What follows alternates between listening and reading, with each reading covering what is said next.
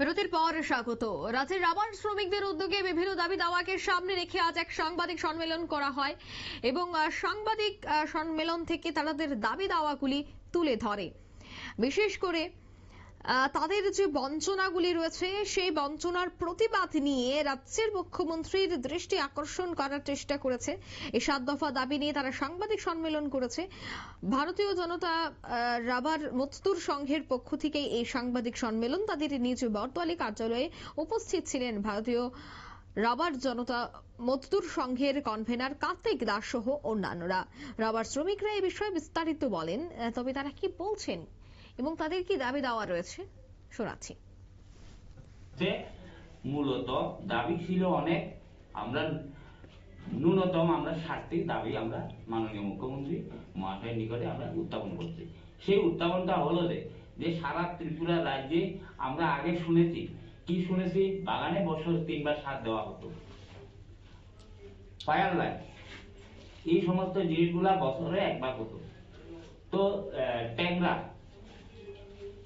বেড়া এই সমস্ত গুলি রিপেয়ারিং করা হতো।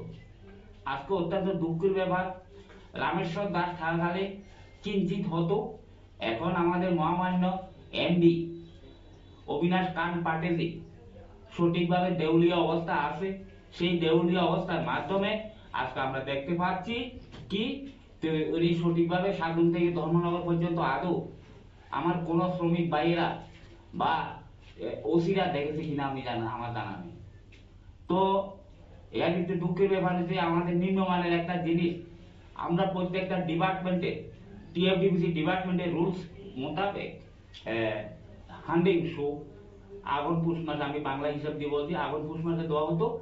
অত্যন্ত দুর্ভাগ্যজনক আজকে চৈত্র মাস আসার পথে হান্ডিং শোর কোনো ব্যবস্থা নেই। কেন? আমাদের ভারতীয় জনতা পার্টির সরকারকে কুৎসা রটানোর জন্য এক শ্রেণীর কর্মচারী দেউলিয়া হয়ে উঠে পড়েছে। আমাদের মাননীয় মুখ্যমন্ত্রী ভাবমূর্তিকে নষ্ট করার জন্য, ত্রিপুরা রাজ্যের বনমন্ত্রীর ভাবমূর্তিকে নষ্ট করার জন্য, ত্রিপুরা রাজ্যের চেয়ারম্যানের ভাবমূর্তিকে নষ্ট।